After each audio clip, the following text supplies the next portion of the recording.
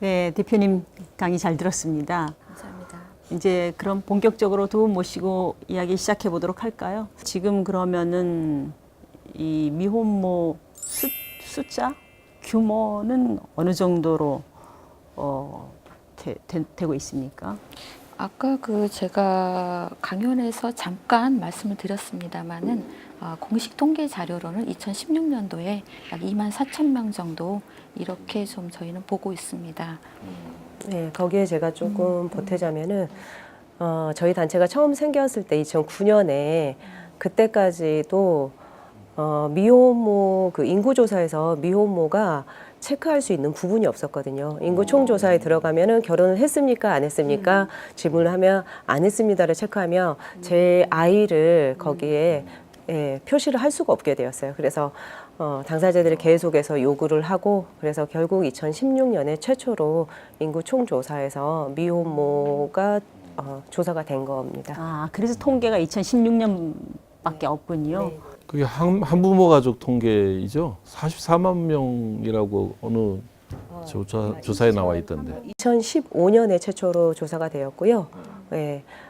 한부모 중에서도 결혼하지 않고 아이를 키운 사람을 조사를 한 건데 이상하게도 그 전에는 추정치가 훨씬 더 높았어요. 근데 실제 조사를 해보니까 너무 낮게 나와서 이 조사들이 정확하지 않다고 생각을 하고 있거든요, 저희는. 예, 저희가 궁금하게 생각하는 건 한부모 가족, 뭐 조선 가족, 다문화 가족, 이제 이런 여러 형태의 가족 형태가 있는데 안 좋은 인식이 좀 있고 특히 미혼모 가정에 대해서는 이제 부정적인 인식이 심각하지 않습니까? 그래서 어떤 연유에서 그러한지 그것부터 한번 짚어보기로 할까요? 오영라 대표님.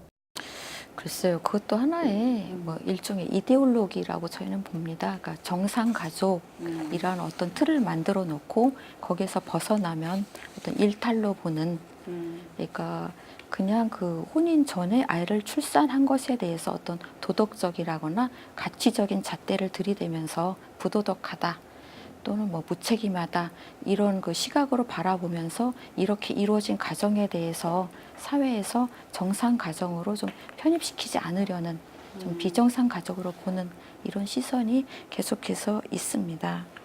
사실 유럽은 지금 나라에 따라서는 그 혼외 출산이 법률은 내출산보다 더 높다고 알고 있는데요. 그래도 거기도 차별이 있을까요? 유럽에서도 뭐 특히 프랑스나 뭐 스웨덴, 노르웨이 뭐 이런 나라들은 뭐 50%가 넘게 그렇죠. 혼외자니까 사실 그 정도 되면은 뭐 전혀 특이하지가 않습니다. 그냥 옆집도 그러고 뭐 나도 그러고 뭐 이런 상황이니까 그거는 그냥 평범하게 있을 수 있는 일. 예. 뭐 살다 보면 뭐 이럴 수도 있고 저럴 수도 있고 예. 이렇게 받아들여지고 있습니다. 통계를 보니까 아이슬란드가 69.6%네요. 예, 프랑스가 59.7%. 우리나라는 어느 정도 됩니까? 이건 약 1.9% 정도, 예, 2% 이내라고 보고 있습니다. 어마어마하게 차이 나는군요. 예, 그렇죠. 정상 가족이 아니면 다 이거는 사회적 편견이 아주 심한 수밖에 없는 그런 구조네요. 그렇죠. 수치상으로 그 하나의 그 가족 형태를 바라보는 어떤 편견의 그 정도가 좀 드러나죠. 정말 힘들구나 이렇게 보입니다. 우리 김동영 대표님은 본인이 실제로 미혼모임을 밝히시고 지금 같은 입장의 동료들을 위해서 많은 일을 하고 계시는데요. 우선 본인부터도 쉽지 않은 결정이셨을 것 같아요. 어떠셨습니까? 네, 저는 제가 아이를 키운다는 것 자체가 제가 뭐 잘못한 게 아니기 때문에 제가 숨길 이유가 없다고 생각을 했었는데 제 아이가 학교에서 조금 좋지 않은 대우를 받았어요. 그래서 그런다고 이게 누군가 당사자가 당사자의 목소리를 내지 않으면은 아무도 알 수 없는 일이기 때문에 예.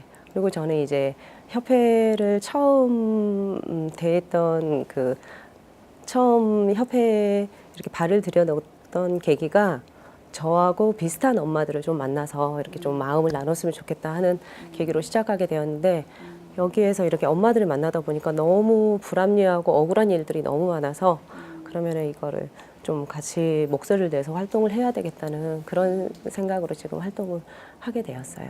일하는 그 직장인들 같은 경우 요즘은 이제 육아제도가 조금 보편화돼 있다고 할까요? 지원제도 잘 돼 있어서 뭐 육아휴직이나 뭐 출산휴가나 이런 것들을 이제 많이 이제 권장하고 또 사회적으로 많이 사용한단 말이죠. 근데 미혼모 같은 경우는 그게 다 이렇게 해당이 되나요? 그 육아휴직 제도에 결혼한 여자만 쓸 수 있다고는 안 나와 있지만, 네, 미혼 상태에서 임신을 하게 되면은 한 회사에서도 2명, 저희 엄마 사례 중에 한 회사에서 같은 시기에 2명이 임신했어요. 근데 한 여직원은 이제 결혼할 대상자가 있는 사람이고 이 사람은 이제 배우자가 없는 사람인데 한 사람은 혼수품이라고 축하를 받고 본인은 굉장히 비난을 받고 예, 사장실로 와봐라 해서 예, 권고사직을 당하는 그런 경우들도 있기 때문에 예, 결혼하지 않고 임신한 거를 밝히기도 힘들기 때문에 육아휴직은 거의 꿈도 못 꾼다고 생각을 합니다.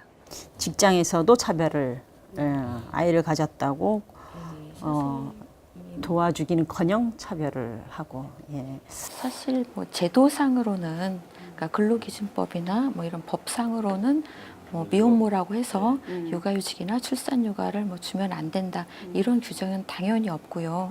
그런 권고사직도 사실 불법이고요. 그러니까 부당해고에 해당하는 그런 내용인데 이제 문제는 이 미혼모가 그러한 대우를 받았을 때 회사에 항의할 수 있는가 그리고 노동청에 가가지고 이게 부당해고라고 이야기하면서 자신의 그 스토리를 그 미혼모라는 걸 이야기하면서 이렇게 호소할 수 있는가 이게 그 한 명의 그 미혼모가 감당하기에는 굉장히 큰 장벽이어서 이 시점에서 그냥 미혼모가 포기하고 그냥 직장 그만두고 그런 것으로 그렇게 그냥 결론이 나는 그러니까 이런 상황이 많이 있는 것입니다. 권리가 있음에도 권리로 주장할 수 없는 그런 입장으로 살아가신다.